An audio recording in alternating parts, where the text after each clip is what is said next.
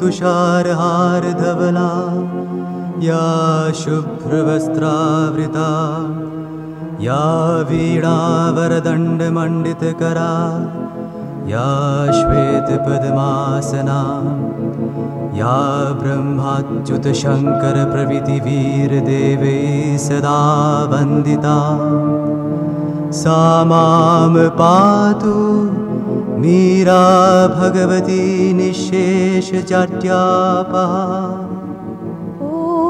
सर्वगणे सर्ववरदे सर्वदुष्टभयङ्करी सर्वदुःखहरे देवी महामीरा नमोऽस्तुते।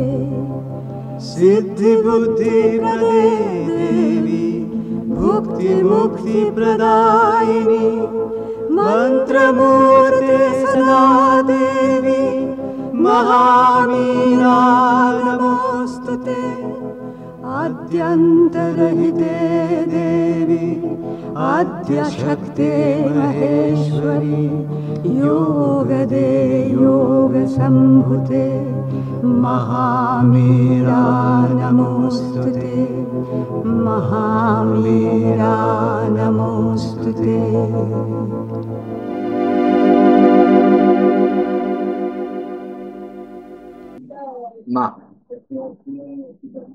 आम आलोचना कर मातृ रचनावली भाग 10। आज पढ़ा ज्ञान 94। प्रभु श्री अरविंद लिखुंट जावतीय त्याग हेउची ए पर्यंत आमर अनुपलब्ध एक बृहत्तर आनंद निमंते। जावतीय त्याग हेउची ए पर्यंत आमर अनुपलब्ध एक बृहत्तर आनंद निमंते। केते व्यक्ति कृत कर्तव्य जनित आनंद पाई त्याग करती,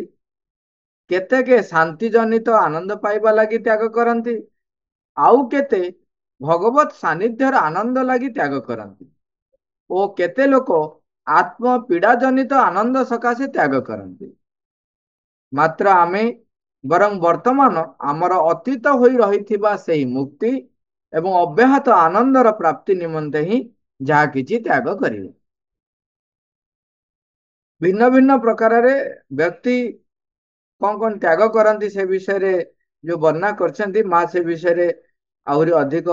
स्पष्ट भाव कहउछन। आम माँ को लेखा पढ़ा। माँ प्रथमे कहले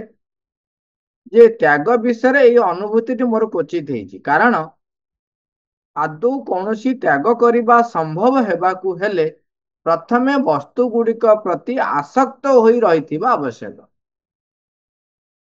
एटा माँ को क्षेत्र रे बोली तेणु एटा संभव। साधारण मनुष्य आम मान क्षेत्र रे आमे जहाँ भी हो निज प्रति तो आसक्ति रहीचु। जे कौनसी वस्तु मते जदि किए दान करिछि भी ता प्रति भी मु आसक्त हो जाए। माँ से तो दिव्य जननी, तेणु से प्रथमे कहले जे त्याग करने को संभव होगा हेले प्रथमे वस्तु गुटिक प्रति आसक्त होई रहिथिबा आवश्यक। तेणु माँ ये त्याग करिवार अनुभूति क्वचित होइछि बोली माँ से प्रथमे कहले। एवं मो भितरे निरंतर अधिक आगकू जीवा लगी एही पिपासा ओ एही प्रयोजन रही आसीछि।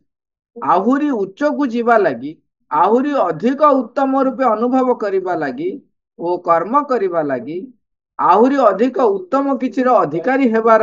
एक पिपासा रही आसीछि। तेणु देखो जो व्यक्तिर एठी माने जदि आम देखा केते प्रकार आमको कथा माँ कहते जोटा कि आम निजको चिन्हवा जे जदि आम भितरे निरंतर अधिक आगकू जीवा लगी रहिला तामाने आमे सब बेले अग्रगति करिया पई यदि निरंतर लगी रहिले ताहले आमे कहा प्रति आसक्त रहिले आगे पारिबा नाही। बा यदि निरंतर अग्रगति आम भितरे रहिला अभिप्सा तेबे आमर त्याग स्वाभाविक भावे ही चलिबो। दीटा कथा देखो, यदि आपण निरंतर आगे जीवार संकल्प करिसेंती तेबे आपण आसक्त हेई परिबे नाही। जदि अभिप्सा रखिछंती तेबे आपणकर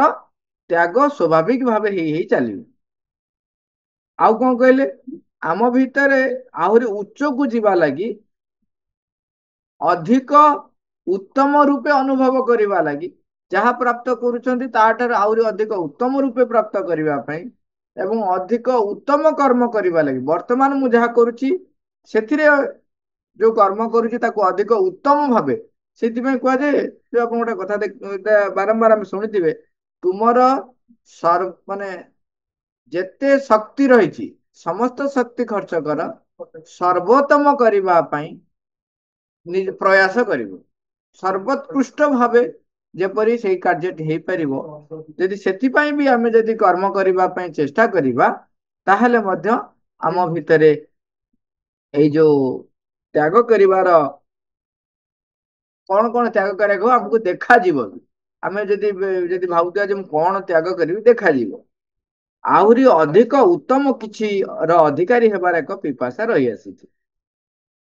एवं किछि त्याग करुथिबार एक अनुभूति लाभ करबा अपेक्षा तेणु सेठी त्यागटा स्वाभाविक भावे हम जदि देखा जाए बा वर्णना कर जेहेतु एई गुडाक रही तेणु सेठी त्यागर अनुभूति आसे ना बर गोटे भल निष्कृति मिलबार ही अनुभूति उपलब्ध होईछि सत जेपरी कौन एक दुर्बह वस्तु तुम बेकरे बंधा होई तुमको तलकू टाणी रखिथिला एवं तुमर अग्रगति रे बाधा सृष्टि करुथिला ओ तुमे ताहार कबल मुक्त होई बाहरी आसिला जड़े जो निरंतर अग्रगति करने एक संकल्प करी प्रयास आरंभ कर तेबे ताकू जेकोसी वस्तु से अग्रगति रे बाधा सृष्टि करिवो सेतेबेले ताकू केमती लागिवो जेमि ता बेकरे बंधा है कि गोटे विराट पत्थरटे बेकरे बंधा है जाइछि हम देखिथिबे जो केते गोटे गाई बा गोरु माने थांती जेतेबेले गाईआल नहीं जाती गाई मान चरेबा नहीं जाती भितर किछि गोरु थांती जो माने टिके भारी चुलबुली बा तरतरिया सब थे आ एठी जाइए आगुआ पलैबे साइड काटी पलैबे का बाटर जाए खाईदेवे ये दौड़ी दौड़ी पलैबे तमें गोड़ौथ सी अन्य आड़े दौड़ुवे तेणु कौन करती बेकर गोटे विराट गोटे घंटी पड़ी था कुआडे जीव जना पड़ो आउ किसी जगह कौन करती गोटे काठ गंडी टाक कौन करती साइज करके बांधिकी बेकर पकाती सी कौन हो ना गोड़े बाजु था ता द्वारा से कौन हम अति जोर रे बा अधिक बेगर से जुआडे जीवाक चेष्टा करिवो से ता गोड़े बाजिव ता फल से चापी हो माने से अधिक बेगर जाई परिबो नहीं तेणु जितेबाला आम अग्रगति करिवार अभिप्सा रखी जिते आम उत्तम कर्म करने अधिक उच्च को जीवा लगी अधिक उत्तम किसी अधिकारी हेबापी जिते आमर कार्यक्रम आम आरंभ करवा सेतेबेले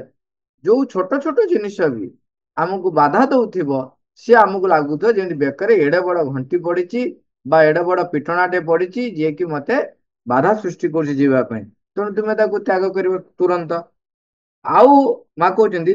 आमे आउ जहा किछु होई रहबाकू मोटे इच्छा करूना आमे तथापि होई ही रहीचु एवं जहा किछि हेबाकू इच्छा करूचु से ताहा सब किछि होई रहिचंती आम निजर अहं प्रेरित निर्बोधतार वशवर्ती होई निजर अहं प्रेरित निर्बोधतार वशवर्ती होई आमे जहाकू आमे बोली कहिबारे लागिछु आमे ठीक सही कथाटी ही आउ मोटे हेबाकू इच्छा करू नाहू एवं सेगुड़ा को काढ़ी बाहर को फिंगी दे पारिले आमे प्रकृत रे केडे खुशी हुअन्तु कारण ताहेले आमे जहा हेबाकू इच्छा करूछु सेतेबेले आमे ताहा ही होई पारंतु एई वाक्यटी रे आमे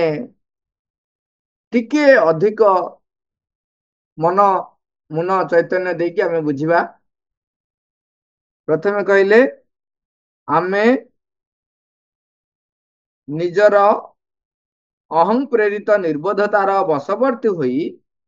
जहाकू आमे बोली कहि पारे लागिछु आमे ठीक सही कथाटी ही आउ मोटे हेबाकू इच्छा करूना एवं सेगुड़ा को काढ़ी बाहर को फिंगी दे पारिले आमे प्रकृତରେ केड़े खुशी हुअन्तु कारण ताहेले आमे जहाँ हेबाकु इच्छा करजु सेतेबेले आमे ताहा ही होई पारन्तु।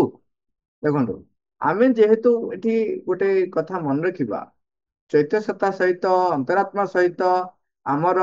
एक निबिड़ संपर्क स्थापित हेई पारिनी आम पाखरे तेणु तार अनुभूति किछि नाही एवं जो विराट विशाल जो सृष्टि एवं तार ऊर्ध्वरे जो स्रष्टा तांकर ना व्यक्तिगत रूप विषय किछि आमर अभिज्ञता अछि ना किछि आम पाखरे जेମିତି कथार कहନ୍ତି ना आम पाखरे किछि फिल्म देखाइ जिबा ट्रेलर अछि ना विश्वातीत और केते केते कथा रही किछि नाही। तेणु वर्तमान आमे कौन करू साधारणतः आमर जो मान सम्मान आमर जो व्यक्तित्व आमर जो अधिकार बोध आमको लोकंकर आम प्रति जो प्रशंसा आमे ताकू ही संबल करी आमे निजको कहूचु जे आमे होउचु एया मते जदि किए भलर कथा पदे कहले तेबे मु खुशी हो जाऊ जा हो मो भीतर किछि तो अछि ना लोक मते एते काई खुशी हो एई भली भाबरे मो पाखरे जदि किछि पैसा रहि गला तेबे भी मु भाबुची मु बहुत हां ए मु बाबू परशुराम हे गेली। तेणु जदि किछि टिके सम्मान मिलिला किछि टिके अर्थ चली आसिला किछि टिके क्षमता प्राप्त हे गला तापर तो एमती चलिबे हां छातीटा एमती उठी जिवा को कथाबार्ता बदली जीव आमे एईटा को आमे बोली कहि कि रहि एवं जदि ज्ञान अधिक हे गला आउ केते अछन पूरा विनम्र हे चलते आज्ञा एटी मु काहाकू आमे तुलना करूना बा काहाकू अभियोग करूनु बा का विरुद्ध रे किछि कहूना कथा हो आमे ताहाकू आमे बोली ग्रहण करनो बोली जहाकू सब ग्रहण करि नउचु प्रकृत रे आमे जे ताहाठारु आहुरी ऊर्ध्व को जीवाकू पड़िबो जोटाकू आमे हुए तो देखि नाउ आमे ता सहित संस्पर्श रे आसी नाउ बोली हमको लागू नाही हमको जणा पडु नाही ठीक अछि मा सेति बे कहउचंती प्रथमे आमे गोटे निज भीतर संकल्प करिबा आमे जहाकू आमे बोली कहउचु ताकू त्याग करी ताहले आम भीतर एक समर्पित भाव आसीबो एक ग्रहणशील भाव आसीबो ताहले कोन हम आम भीतर जो उन्मुक्तता सृष्टि हबो ताले उच्चतर शक्ति को ग्रहण करिबा पई आमे प्रस्तुत हे पारि सेति पई एठी गोटे कथा मन पड़छि जे श्रीनंद जी कहले जे केवल रूपांतरित हवा पई तुमे लक्ष्य रख ना रूपांतरित हेबा होछि गोटिए काम ता परे भी और बहुत कार्य रही और बहुत अग्रगतिर पथ रही केवल गोटे मात्र उद्देश्य रहिबो भगवान को अविकृत भाव में परिप्रकाश करवा ये आम पूर्व पढ़ुले सेठी कौन कहले तुम आउ किछि रख नहीं तुम्हें खाली कह हे परम प्रभु तुम्हें परिप्रकाश हुओ मां लिखिले जे तुम्हें कौन प्रार्थना कर लिखुंती तुम्हें कौन कह हे परमेश्वर प्रकाशित हो सीधा सरल वाक्य कहले कौन हे परमेश्वर प्रकाशित हो तेब आमे आमर प्रार्थना जदि यही प्रकार रखिबा एवं ता सहित कहउचंदी आमे जोटा आमे बोली आज पर्यंत रखि आछंती ताकू त्याग करिबा एवं प्रस्तुत रहिबा निजको निजर समस्त किछि जहाको आमे निजे बोली भाबुछु आमे बोली भाबुछु ताकू त्याग करिबा मां कहउचंदी एहा होछि जीवनर एक प्रकृत अनुभूति मते केवल जे गोटिए प्रक्रिया जणा अछि ओ मो जीवन रे एकाधिक बार जोटिर पुनरावृत्ति होइछि ताहा हेउछि कौनसी एक भूल रो त्याग कौनसी एक भूल रो त्याग एपरि कौनसी वस्तु जहाकू तुमे ठीक बोली विश्वास करुथिलो हुए तो ता किछि समय सकाशे ठीक भी थिला ताहारी ऊपर भित्ति करी तुमे अपना कार्यर केतेकांश को करि आसुथिलो मात्र ताहा प्रकृत रे केवल एक मत व्यतीत आउ अधिक किछि ही नथिला तुमे भाबिथिलो जे ताहार जावतीय न्याय संगत परिणाम गुड़िक सहित तुमे ताहार प्रकृत रे एक उचित मूल्यांकन करिथिले एवं तुमर कर्म तुम कर्मर केतेक अंश ताहाकू भित्ति करी रहिथिला एवं यही सब किछि सतेबा अत्यंत स्वाभाविक धारा रे समाहित हेबार लागिथिला एवं तापरे एकदा हठात तुमर आउ गोटे अनुभूति एक परिस्थिति किंबा एक अंतर्बोध तुमको आसी सचेतन करदेला जे तुमर सेही मूल्यांकन जेपरी एका बेले के ठीक बोली देखा जाउथिला ताहा प्रकृत रे आदौ सेपरी नुहे। एठी आमे प्रथमे आगु बुझिबा जेतेबेले हमर कोनोसी एक कार्य जदि जने व्यक्ति साधना करने पे प्रयास करुथिबो किंबा निजको परीक्षा करुथिबो बा निजको समीक्षा करुथिबो निश्चय से अनुभूति पाइबो। माँ जोटा वर्णना करछंती जे तुमे देखिबो वर्तमान आमे गोटे मापदंड रखिकी ठीक भूल रो संज्ञा देखुथिले कौन सी घटना हो कौन सी माने निजको देखिबा हो परिस्थिति को देखिबा हो अन्य कौन सी व्यक्ति को देखिबा हो जो मापदंड देखिकी आपण जहा को ठीक बोली कहउथिले जेतेबेले सेही घटनाटी घटीगला एवं आउ किछि अनुभूति आसी पहुंचिला तापरे अनुभूति हबार हे मु से जो मापदंड कहउथिल सेटा ठीक नथिला एना सी तो छोट को मापदंड थिला। हमर छोट कथा देखुनांती आमे जेतेबेले छोट होउथिले सेतेबेले आमे कहउथिले ना नहीं डेरी मिल्क चॉकलेट टा दरकार तापर बड़ हैला बेलकू बदली गला मोबाइल टे दरकार ताठू बड़ हैला बेलकू मोबाइल प्रति नहीं बाइक दरकार फोर व्हीलर दरकार फोर व्हीलर पुणी एमितिया सेमितिया फोर व्हीलर न एई भलिया कैटेगरी दरकार जेमिति गोटे रुचिर परिवर्तन रहुची एटा गोटे बाह्य परिप्रकाशर गोटे उदाहरण देली से भली भाबरे आमे जो मापकाठी करिथाउ परीक्षा करिबा पई बा समीक्षा करिबा पई जेते जेते अधिक उच्च रु उच्च स्तर को आमे जिबा सेते देखिबा जे से मापदंड गुडाक से मापकाठी गुडिक भूल थिले। ये हला प्रथम कथा। तेणु आमे एटी सतर्क होई जिबा वर्तमान कोन जदि एहा घटुची तेबे वर्तमान मोर जो धारणा रही मु जो मापदंड रे मापुजी एटा ही सर्वोत्तम मापकाठी एवं मु जेहेतु आकु कहूची एटा ठीक सेटा ठीक मु जेहेतु आकु कहूची एटा भूल सेटा भूल यही प्रकार जो निश्चयता जे जब माने कोन ना ना एटा ही ठीक जो यही जो निश्चयता ता ऊपर टिके अविश्वास कर से एका कथाटा जे मते लागुची एटा ठीक मते लागुची एटा भूल ये होची निजर आग प्रथम विनम्रता ये होची प्रथम प्रयास तापरे जेते उच्चतर अनुभूति को जीवे सेतेबेले हमको देखा जीवो कोटा ठीक कोटा भूल आउ थरे खाली टिके नजर करे जाउची माँ कहते एकाधिक बार यही पुनरावृत्ति होता है जे कौन सी गोटे भूल को तुम्हें जहाँ को ठीक बोली विश्वास करिथिलो सेटा जेतल जानिलो जे सेटा भूल बोली ताकू त्याग तुम्हें कर जावतीय न्याय संगत परिणाम गुड़िक सहित आमे जो उचित मूल्यांकन करिथाउ पुणी किछि दिन परे आमर एक अनुभूति आसे एकाद हठता मन लिखिछंती एकदा हठात आउ गोटे अनुभूति आसे अंतर्बोध आसी तुमको सतर्क कर दिए जे तुम्हें जो मूल्यांकन करथिला से मूल्यांकनटी ठीक बोली देखा जाउतिला किंतु ता हाथ से परी नहीं तापरे तुम्हें एक पूर्ण अवधि जावत सब कथा को निरीक्षण करी देखिल पूर्ण अवधि जावत सब कथा को निरीक्षण कर देखिल तुम्हें ताहार अध्ययन कल अथवा ताहा बेले बेले एक सत्य उद्घाटन करी तुम पाखक आसी थाए एक विराट प्रमाण रूपे तुम आगे आसी उन्मोचित हो जाए एवं सेतेबेले केवल सेही धारणा अथवा मिछ ज्ञान टिके नुहे मात्र ताहार जावतीय परिणाम को मध्य बदलाई देबा अनिवार्य होई उठे कौन कहले से धारणा बा से जो मिछ ज्ञान किंबा तार केवल सेतिक नुह तार जावतीय परिणाम को मध्य बदलैबा अनिवार्य होई पड़े। तेणु संभवतः कौन क्षेत्र में कार्यर समग्र धाराटा को बदलैबा आवश्यक बेले बेले टोटाल धाराटा को भी बदलैया पड़ो जहाँ जिते बड़े परित्याग करिया पड़ो देखो आम ए पर्यंत जहाँ पढ़ी पढ़ी आसुंच माँ सबू कथा कहते माने प्रथम कहले धारणा अनुभूति तापरे मोर अनुभूति संपन्न जो जुक्ति संगत न्याय संगत मापकाठी तापरे कहते एपरी एक समय आसीपे जेतेबेले तुम्हें ଯାବତୀୟ ପରିଣାମକୁ ମଧ୍ୟ ବଦଳାଇବ। କାର୍ଯ୍ୟ ସମଗ୍ର ଧାରାଟାକୁ ବଦଳାଇବାକୁ ଯଦି ଆବଶ୍ୟକ ହୁଏ ତେବେ ତୁମେ ତାକୁ ମଧ୍ୟ ପରିତ୍ୟାଗ କରି ନୂତନ ଧାରାକୁ ଗ୍ରହଣ କରିବା ପାଇଁ ପ୍ରସ୍ତୁତ ରହିଥିବ।